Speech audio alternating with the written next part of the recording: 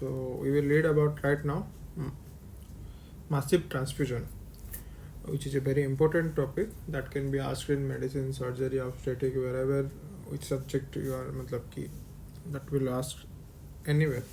So in anesthesia perspective view, this definition was given by India Journal of Anesthesia, which is published by Dr. Vijay Patil and Seth Mahajan M. Replacement of one entire blood volume within 24 hours, or transfusion of 10 units of PRBC within 24 hours, or transfusion of more than 20 units PRBC in 24 hours, or transfusion of more than 4 units of PRBC in 1 hour when ongoing need is foreseeable, or replacement of total 50% of total blood volume within 3 hours. In pediatric cases, when transfusion of more than 50% of total blood volume in 3 hours, or transfusion more than 100% of transfusion more than 100% of total blood volume in 24 hours, or transfusion support to replace ongoing blood loss, which is more than 10% of total blood volume per minute. At least you have to remember these 5 points, or say the 5 points in examination when they will ask what is the definition of the massive transfusion protocol. So right now I am going to discuss what are the goals of massive transfusion protocol. See, every institution have different protocols, but the goals of every institution is same, like this is described here, and this table is taken from Oxford Anesthesia book. The number of goals 1, 2, 3, 4, 5, 6, 7, 8, 9. So first, we when there is ongoing blood loss, we have to restore the circulating blood volume. Restore the circulating blood volume. So 2 wide bore 14 gauge cannula has to be taken, and restricted with warm crystalloids or colloid. Warm the patient and consider arterial line or central venous access for hemodynamic monitoring, and you may need vasopressor support also. So contact key personnel.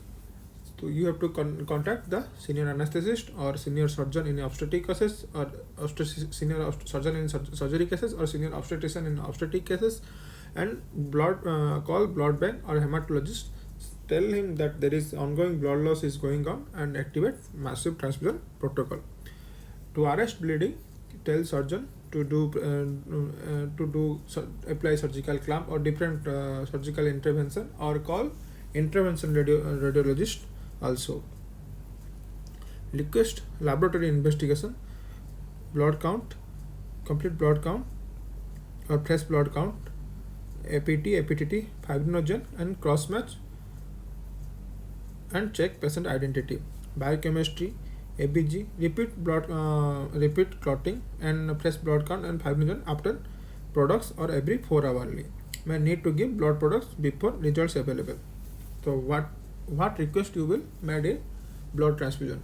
At least 2 units of in emergency situation, at least 2 units of OH negative in extreme emergency, O negative, ORH negative in extreme emergency, at least 2 units, which is uncrossed matched ABO group specific when blood group is known, and fully cross match if time permits, or irregular antibodies. Use blood warmer or rapid infusion devices, and consider cell salvage techniques. Request platelets also. Allow delivery time from blood center. Anticipate platelet count 50 lakh after twice the blood volume has been replaced, and target platelet count 1 lakh for multiple trauma or CNS trauma, and for other situation at least 50,000. Sorry, I told here 50 lakh, it is 50,000. Allow the delivery time from the blood center, and anticipate platelet count should be at least less than 50,000 if you have replaced 2 units of blood volume, and target platelet count should be 1 lakh for multiple trauma and CNS trauma, and for obstetric surgery it should be more than 50,000.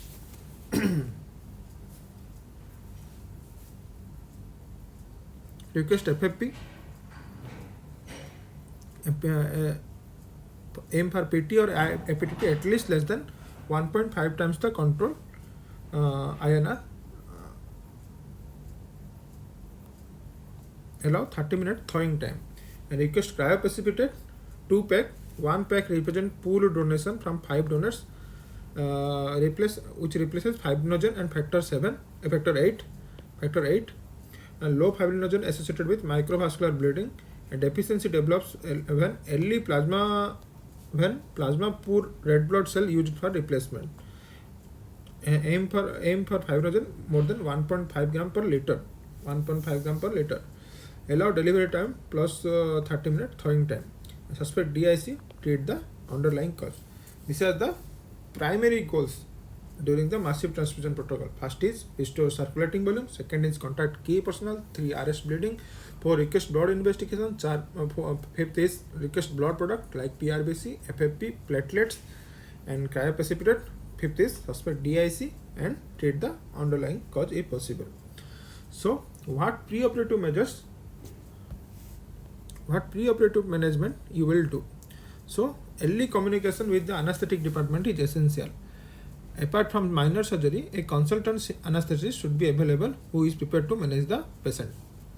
Meet the patient as early as possible preoperatively with the results of relevant investigation and to ascertain the degree of limitation of the normal routine management.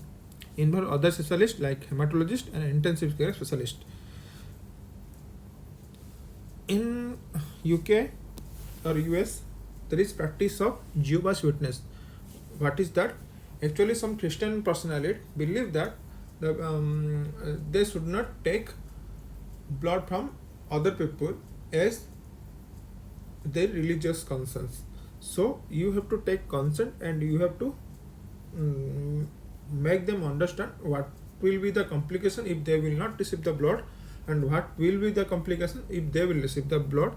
Both specifically discuss and document with the strategies such as acute normal volumic if they are still refused, you can discuss the strategies such as ANH or perioperative cell salvage may be used. Involves local Jehovah's Witness hospital liaison committee in the discussion. Representatives can help avoid confrontation and assist the understanding of the both parties. The address of the local committee may be obtained by contacting local hospital information service in Britain. Investigate and treat the perioperative anemia, oral iron supplementation or human recombinant erythropoietin. Review indication for anticoagulant and antiplatelet drug and consider stopping. And major operation can sometimes be staged. So don't do the major operation continuously, it should be staged. Intraoperative management. Preoperative assessment must determine which of the following these techniques are accessible to individual patient. Surgical.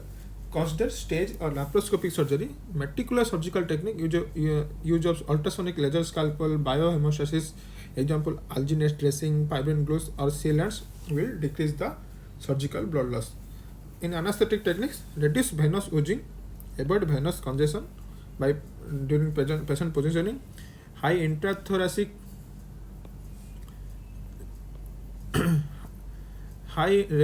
high intrathoracic pressure and hypercapnia. Prevent hypothermia, which may lead to coagulopathy. Consider the use of invasive monitoring when medical condition of the patient or the nature of the operation would not warrant it.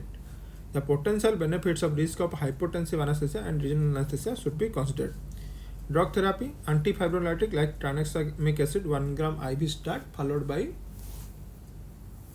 every 3 hourly. You can repeat the dose of maintenance dose. Desmopressin increase the platelet adherence. You can use that. Use of these drugs during major surgery may be considered.